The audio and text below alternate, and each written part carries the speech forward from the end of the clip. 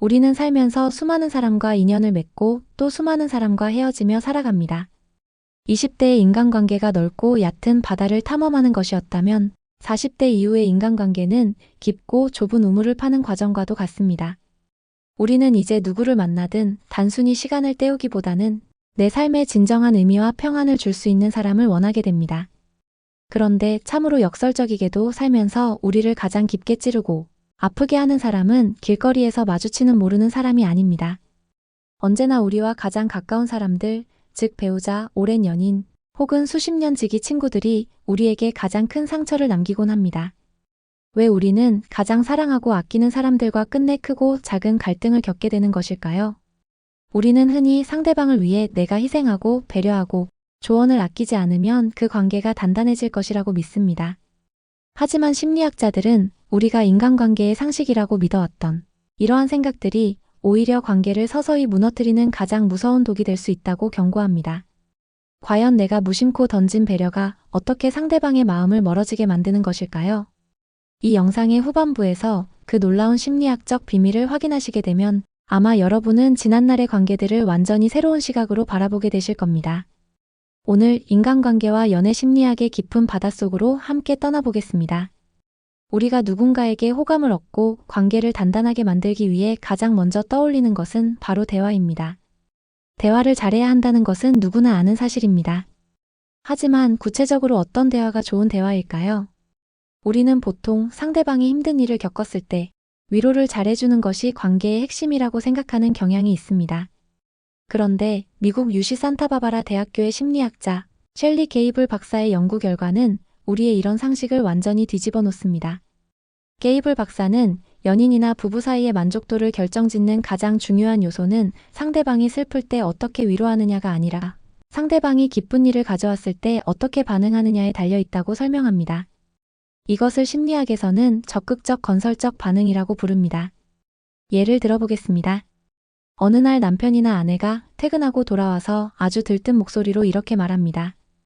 여보, 나 오늘 회사에서 진행하던 프로젝트가 드디어 통과됐어. 부장님한테 칭찬도 받았어. 라고 말입니다. 이때 사람들의 반응은 크게 네 가지로 나뉜다고 합니다. 첫 번째는 수동적 파괴적 반응입니다. 시선을 텔레비전에 고정한 채, 아 그래, 잘 됐네.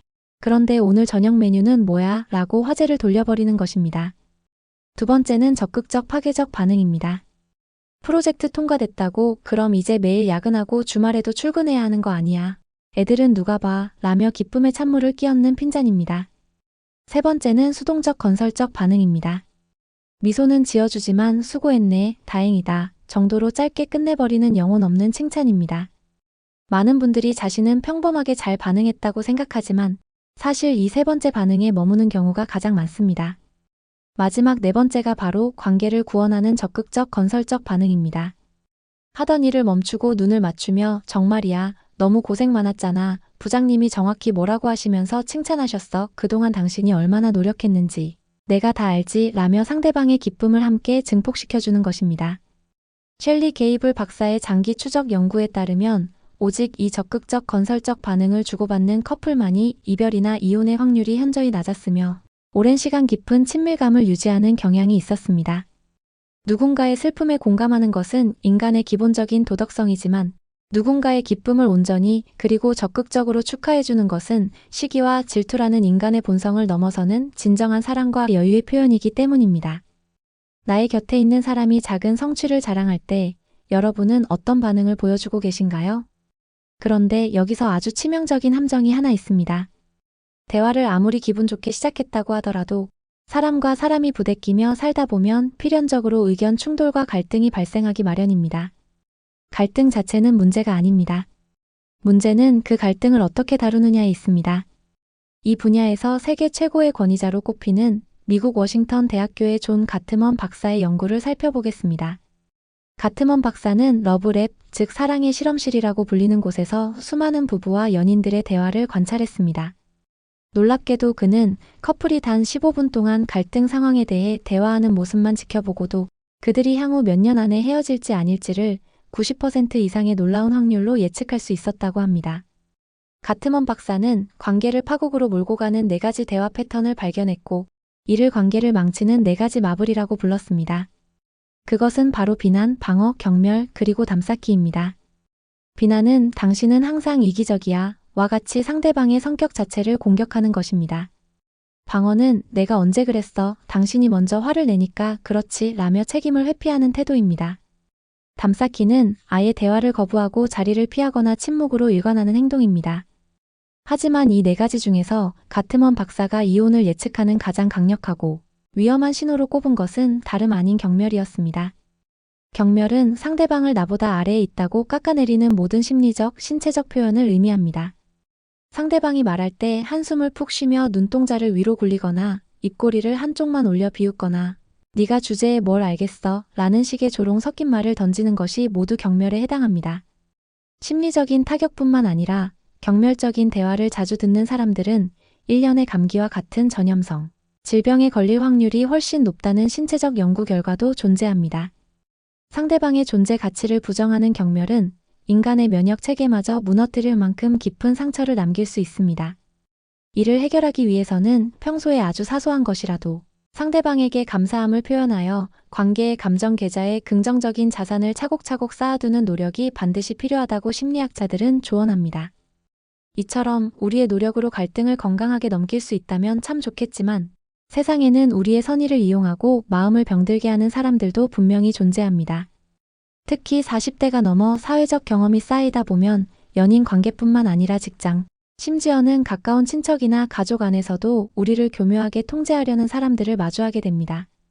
여기서 우리는 최근 심리학계에서 가장 중요하게 다루는 개념 중 하나인 가스라이팅에 대해 정확히 짚고 넘어갈 필요가 있습니다. 가스라이팅이라는 용어는 1938년에 상영된 연극 가스 등에서 유래했습니다. 남편이 집안의 가스 등을 일부러 어둡게 해놓고는 집이 너무 어둡다는 아내의 말에 당신이 환각을 보는 거다.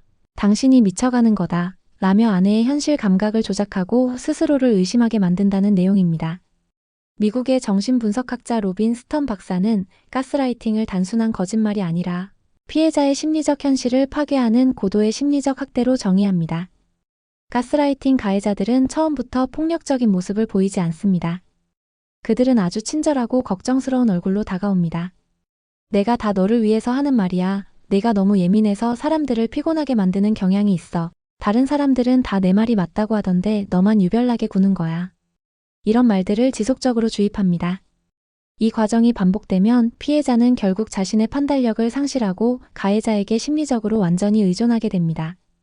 만약 여러분의 주변에 대화를 나눌수록 내 자신이 한없이 초라해지고 자꾸만 내가 잘못한 것 같은 죄책감이 들게 만드는 사람이 있다면 가스라이팅을 의심해 보아야 합니다. 이런 사람들에게는 논리적으로 반박하거나 화를 내는 것이 오히려 역효과를 낳을 수 있습니다. 그들은 여러분의 감정적인 반응 자체를 즐기고 통제력의 땔감으로 사용하기 때문입니다. 심리학자들은 이럴 때 그레이락 기법, 즉 회색 돌멩이 기법을 사용하라고 권고합니다. 길가에 굴러다니는 밋밋한 회색 돌멩이처럼 어떠한 감정적 동요도 보여주지 않는 것입니다. 상대방이 여러분을 자극하는 말을 던져도 아, 그렇게 생각하시는군요. 알겠습니다. 정도로 아주 건조하고 짧게 대답하며 반응을 최소화하십시오.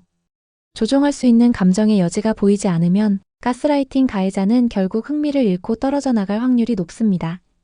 관계의 유지와 방어에 대해 긴 시간 노력을 기울였음에도 불구하고 어떤 인연은 결국 우리의 통제를 벗어나 끝을 맞이하게 됩니다. 그것이 이별이든 오랜 친구와의 단절이든 혹은 사별이든 깊은 관계를 잃어버리는 것은 인간의 뇌에 엄청난 충격을 가합니다. 뇌기능 자기공명 영상, 즉 fMRI를 이용한 심리학 연구들에 따르면 인간이 사랑하는 사람과 헤어지거나 사회적으로 거절당했을 때 활성화되는 뇌의 부위는 뜨거운 커피에 대거나 신체적인 타격을 입었을 때 고통을 느끼는 뇌의 부위와 거의 정확하게 일치한다고 합니다. 이별의 아픔은 결코 은유적인 표현이 아니라 문자 그대로 뼈가 깎이는 듯한 실제적인 물리적 고통인 것입니다. 관계가 끝났을 때 우리가 겪는 심리적 변화는 스위스의 정신과 의사 엘리자베스 퀴블러 로스 박사가 제안한 슬픔의 5단계 이론으로 잘 설명될 수 있습니다. 처음에는 이별을 믿지 못하는 부정의 단계를 거쳐 어떻게 나한테 이럴 수 있느냐는 격렬한 분노의 단계로 넘어갑니다. 그러다가 내가 그때 조금만 참았더라면 달라졌을까? 라며 지나간 과거를 되돌리려는 타협의 시간을 지나 모든 에너지가 소진되는 깊은 우울의 늪에 빠지게 됩니다. 그리고 마침내 충분한 고통의 시간을 겪어낸 후에야 이별을 삶의 일부로 받아들이는 수용의 단계에 도달하게 됩니다. 많은 분들이 시간이 약이라고 말하지만 심리학에서 말하는 치유는 단순히 시간이 흐른다고 저절로 이루어지는 것이 아닙니다. 슬픔을 억누르지 않고 건강하게 애도하는 과정, 그리고 그 상실의 경험을 통해 내 삶의 새로운 의미를 발견하는 적극적인 과정이 동반되어야만 비로소 상처는 단단한 흉터로 아물게 됩니다. 그러니 이별이나 관계의 단절로 인해 겪고 계신 우울과 분노가 있다면 그것은 여러분이 나약해서가 아니라 그만큼 그 사람과 진심으로 깊이 연결되어 있었음을 증명하는 아주 자연스럽고 숭고한 감정 반응이라는 사실을 꼭 기억하시기 바랍니다. 자, 이제 이 영상의 도입부에서 던졌던 가장 중요한 질문으로 돌아가 볼 시간입니다. 우리는 왜 가장 사랑하는 사람을 위해 나름대로 희생하고 배려하는데도 결국 서로에게 상처를 주고 관계를 망치게 되는 것일까요? 오스트리아의 정신분석학자 지그문트 프로이트의 이론을 빌려오자면 여기에는 심리학에서 말하는 투사와 전이라는 아주 깊은 무의식의 작용이 숨어 있습니다. 우리는 흔히 상대방을 있는 그대로 바라본다고 착각하지만 사실 우리는 내 안에 억눌린 불안이나 과거의 결핍을 사랑하는 상대방의 얼굴 위에 스크린처럼 겹쳐서 바라보는 경향이 있습니다. 예를 들어 어린 시절 부모님으로부터 충분한 인정을 받지 못해 불안감이 높은 사람은 연인이나 배우자에게 지나치게 통제하려는 성향을 보일 수 있습니다. 늦게 귀가하는 배우자에게 화를 내면서 나는 다 당신의 건강을 걱정해서 챙겨주는 거야 라고 말하지만 심리학의 현미경으로 들여다보면 그것은 상대를 위한 배려가 아니라 통제권이 사라질 때 느끼는 자기 자신의 버림받을까? 두려운 불안을 상대에게 투사한 것일 수 있습니다. 우리는 종종 내가 받고 싶었던 사랑의 방식을 상대방에게 일방적으로 강요하면서 그것을 희생과 배려라고 착각합니다. 진정한 관계의 파탄은 사랑이 부족해서가 아니라 나의 내면 깊은 곳에 자리 잡은 미해결된 상처를 상대방이 치유해 주기를 바라는 무리한 기대에서 시작된다는 것을 깨닫는 순간 우리는 아마 깜짝 놀라게 될 것입니다. 결국 인간관계의 가장 놀라운 반전은 이것입니다.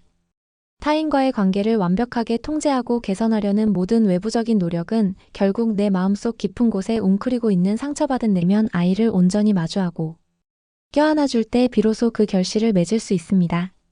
타인의 마음을 깊이 이해하고 사랑하는 여정은 빙빙 돌아 결국 나 자신의 마음을 있는 그대로 인정하고 용서하는 과정과 완벽하게 맞닿아 있는 것입니다. 오늘 함께 나눈 심리학의 지혜들이 여러분의 얽힌 관계를 부드럽게 풀어내고 조금 더 평안하고 성숙한 삶의 여정으로 나아가는데 작은 등대가 되어주기를 진심으로 바랍니다. 누군가에게 상처받아 잠 못 이루는 밤이 있다면 오늘만큼은 남을 향한 원망의 화살을 거두고 애쓰며 살아온 스스로의 어깨를 따뜻하게 안아주시길 바랍니다. 오늘 준비한 내용이 여러분의 삶에 작은 위로와 통찰이 되셨다면 구독과 좋아요를 부탁드리며 이 이야기가 꼭 필요할 것 같은 소중한 분들께 널리 공유해 주시기 바랍니다. 저는 다음 시간에도 여러분의 일상을 밝혀줄 깊이 있는 심리학 이야기로 다시 찾아오겠습니다. 귀한 시간 내어 끝까지 시청해 주셔서 진심으로 감사합니다. 편안한 하루 보내십시오.